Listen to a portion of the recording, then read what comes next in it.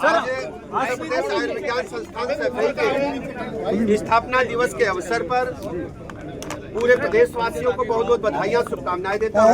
सैफई का आयुर्विज्ञान संस्थान बहुत तेजी के साथ प्रगति के पथ पर अग्रसर है।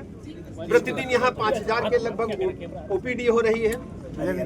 मरीजों की संख्या में बढ़ोतरी के साथ साथ सुविधाओं को भी बढ़ाने का काम लगातार जारी है।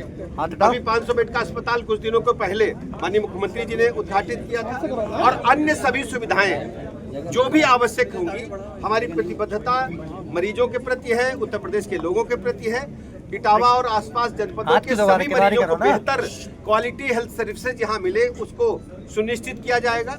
इसके अलावा हाईवे पर बड़ी संख्या में दुर्घटनाओं के कारण मरीजों को यहाँ आना पड़ता है, तो आज हमने तय किया है और हमने घोषणा भी की है कि हाईवे पर एक बड़ा ट्रॉमा सेंटर बनेगा जिसको सैफई आयुर्विज्ञान संस्थान चलाएगा और उसके लिए प्रस्ताव मांग लिया, इसको शीघ्र से शीघ्र स्वीकृत किया जाए। सर, मुख्यमंत्री पर FIR हुई है। देखिए, मामला चूंकि अदालत में है इसलिए अभी कुछ कहना उचित नहीं। मुख्यमंत्री जी जापान और सिंगापुर के दौरे पर है। देखिए, उत्तर प्रदेश राज्य अब बेहतर इंफ्रास्ट्रक्चर के साथ, नंबर 1 के लाइन ऑर्डर के साथ निवेश का सबसे बड़ा केंद्र बन करके उभर रहा है पूरे भारत में।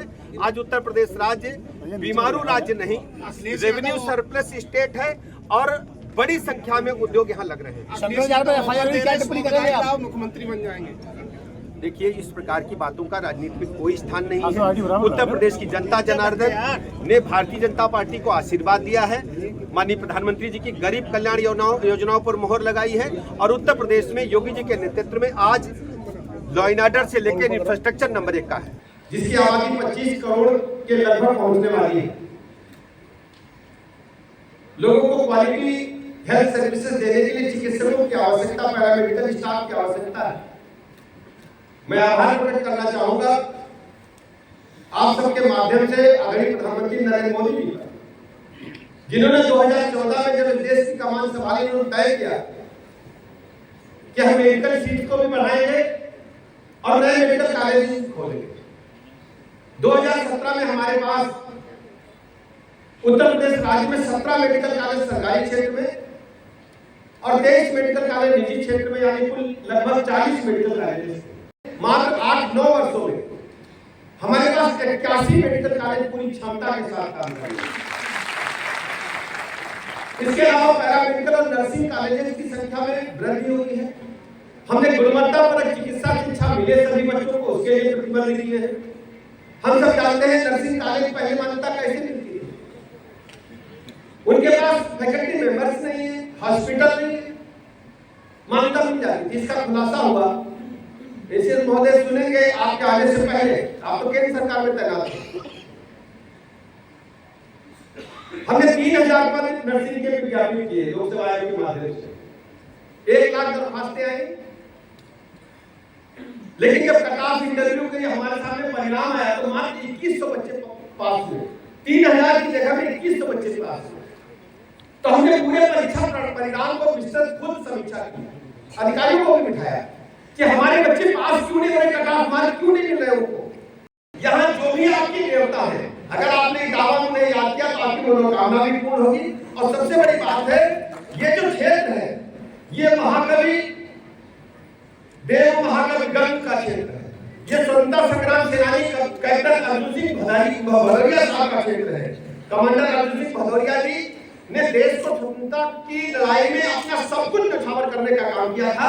आज हम उनकी स्मृतियों को नमन करते हैं और अपने जो हमारे भाई लोग उनसे कहते हैं कि इस धरा को हम लगातार प्रणाम करते रहे, यहाँ की मिट्टी को अपने चंदन बनाकर माथे में लगाते रहे।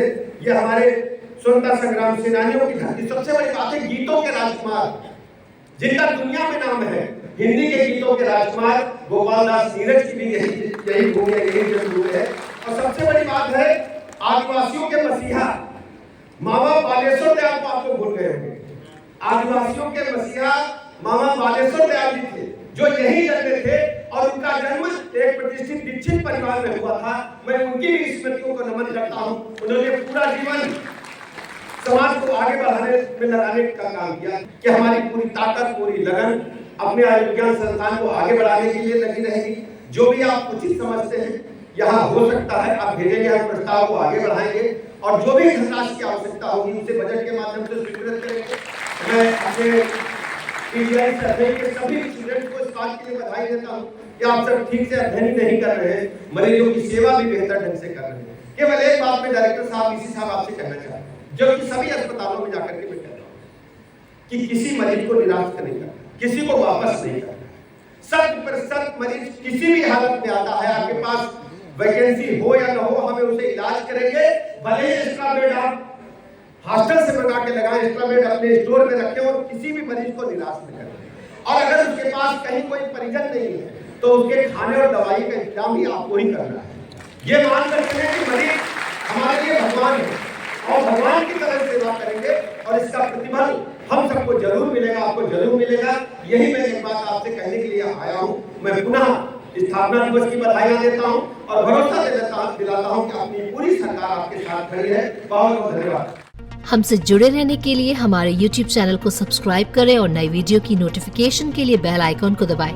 अगर आप ये वीडियो Facebook पर देख रहे हैं तो लाइक जरूर करें और ज्यादा से ज्यादा शेयर करें। धन्यवाद।